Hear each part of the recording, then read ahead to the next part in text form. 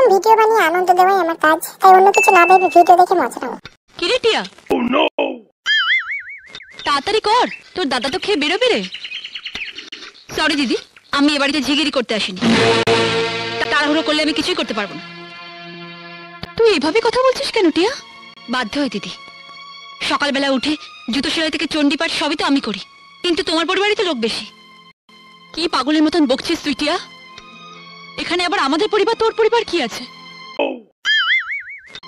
পরিবার তো একটাই, যেটা তোমার মনে হতে পারে কিন্তু আমার নয়। দাদা আজ কাজের লোক আনছে, মামা, তোমরা মোট 4 জন, কিন্তু আমি আর রাকেশ মোট 2 জন। আমাদের নিজেদের সংসার হলে কি আমাকে এত কাজ করতে হবে? টিয়া, কি হয়েছে তোর? আজ তুই এভাবে কথা বলছিস?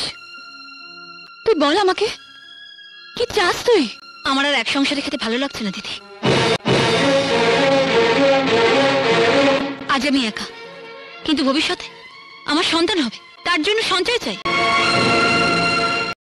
রাকেশ যা রোজগার করে তার পুরোটাই দাদার হাতে তুলে দেয়। একবার ভাবো, আমাদের তো একটা ভবিষ্যৎ আছে।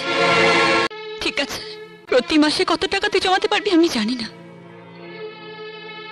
কিন্তু তোর মনে যে কালো কালিমা জমে গেছে তা আমি হলফ করে বলতে পারি।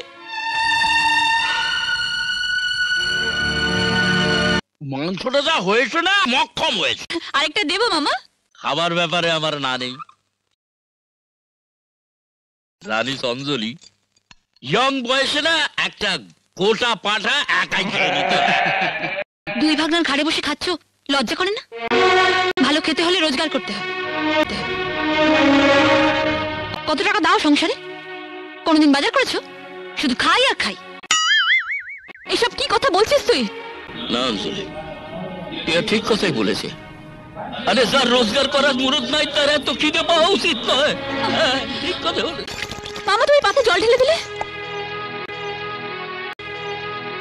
আমার আর খিদে নাই জানো টিয়া, অনেকদিন ধরে ভাবতাম এই খিদে কামানোর ওষুধটা কোথা পাওয়া যায়। এই মোক্ষম ওষুধটা যে তোমার কাছে ছিল এটা আমার জানা ছিল না।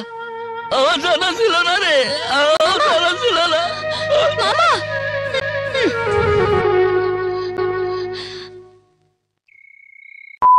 বন্ধুগণ, ভিডিও কেমন লাগলো কমেন্ট করে জানিয়ে দিও, আর এইরকম ভিডিও আরো দেখার জন্য চ্যানেলটাকে সাবস্ক্রাইব করে দিও।